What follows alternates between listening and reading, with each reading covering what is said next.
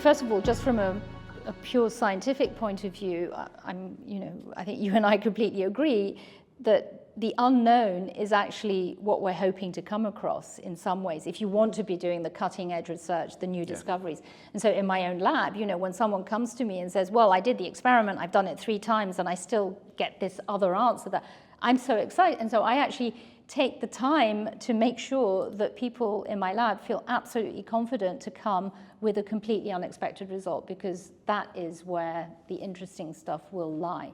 So how do you then translate that into, of course, what the funders, especially today, would like, which is to fund application, especially, and I think it's important to remember, I always say this, that as biologists, we do have a bit of a handicap, if I may, which is that biology is obviously linked to human health.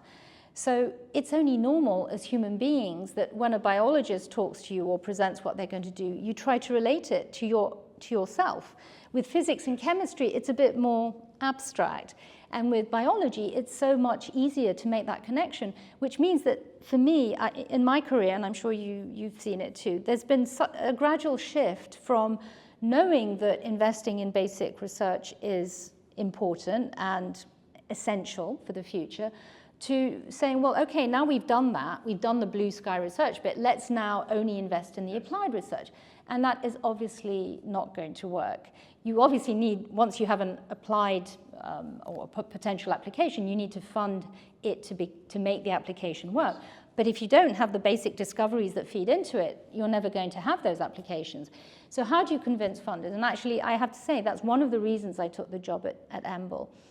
As a scientist who, I'd been running a lab where I could easily actually apply for funding on things like cancer and be relevant with my basic background, I realized that for many people, many of my colleagues who were working on not so easily connected areas, people working on model organisms that are not so obvious, whether it's a jellyfish or a fruit fly, how do you connect that to human disease? Not so easily, and yet that's where many of the discoveries come from.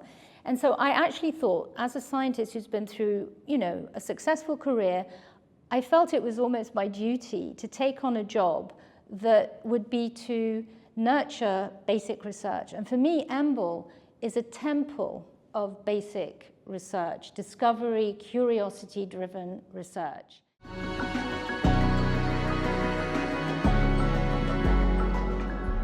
If cells are the unit of life for an organism, ecosystems are the unit of life for a planet. And so when, my colleagues at EMBL and I brainstormed together, it just bubbled up that there were clearly a lot of groups who were either already doing or interested in doing more science that would think about the environmental variables. And you and I know as scientists, what we really try and do in the lab is control as much of the environment as we can. We do not want environmental interference. We want to know what the genetics and the cell biology are telling us. And if you have too much variation, it's impossible to understand. But life doesn't happen like that. Life does not happen in isolation. It happens in a rich environment, which is constantly changing. It was so easy to come up with a project that mirrored what EMBL had already done very successfully, which was to be part of the Tara Oceans project with Eric Carcenti. Yes. So when I came along and we thought about life in context, one of the obvious things to do was to revisit that, but to do it in a way that would be both on land and by the sea. And so from that came up all the ideas that now represent planetary biology. We need to go out and discover biodiversity, new organisms. We need to do it in different environments, pristine environments that are untouched, polluted environments, which is what man's done. And we need to understand how things change, but not just stamp collect and look at them. We need to collect good data in a systematic way, and EMBL is so good at doing that, processes, protocols, and sharing. And then once we have the data, we need to actually attack it in a very sensible way. And EMBL is so good at that, sharing data, open science, bringing in the best experts, putting heads together. And we need to come up with new hypotheses, new discoveries and then dive into the molecular mechanisms. That's already happening from some of the sampling that happened from TREC, which was this European coastline project. And now people are truly making new discoveries that are going to have huge implications, I think, in the next few years, both in understanding some principles of life, but also in potential applications. And then I would say the ultimate frontier is, okay, you're generating all of this data on a planetary scale. How on earth can one integrate everything and really try and come up with big picture things? And that's where the era of AI is so important. And again, EMBL was ready to go because some of the AI superstars, although they didn't call themselves that a few years ago, but AI is already at EMBL. And so it's already being applied to planetary biology. So I feel like I was a catalyst. I came in as a new Director General, fresh eyes, on an organization that was constantly bubbling with ideas and new people because of the turnover. And so there were group leaders, young and old, who clearly were rearing to go. And I feel like I catalyzed all of that. So I'm very grateful to have been allowed to do that.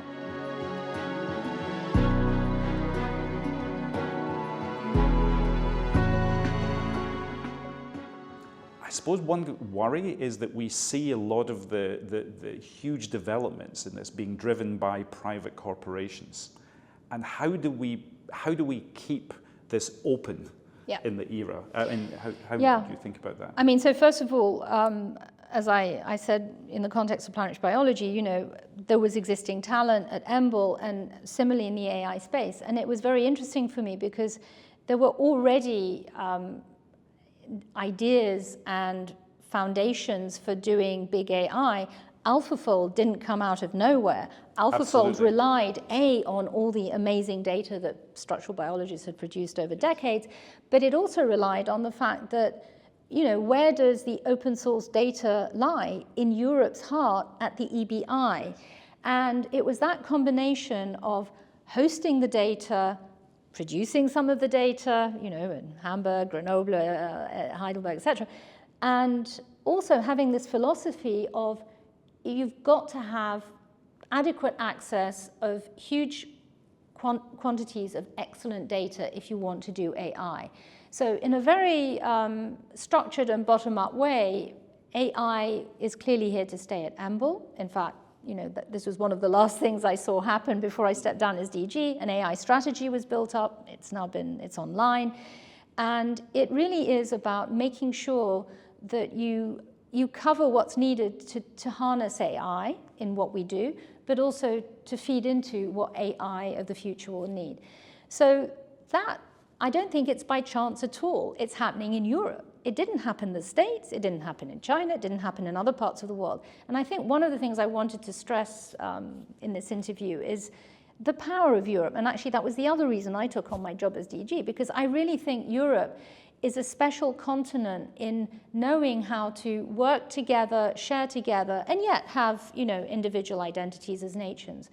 And this is becoming more and more important in the life sciences, in the era of big data and the era of AI.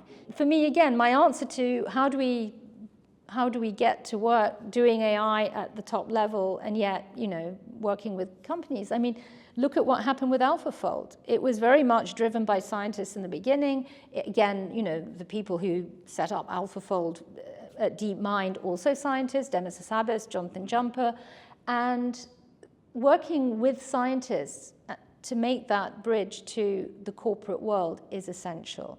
And we should not be fearful or be sort of allergic or closed to it, because otherwise it will be diverging universes. And there'll be one universe that's doing lots of really exciting stuff but doesn't have the funding or the power.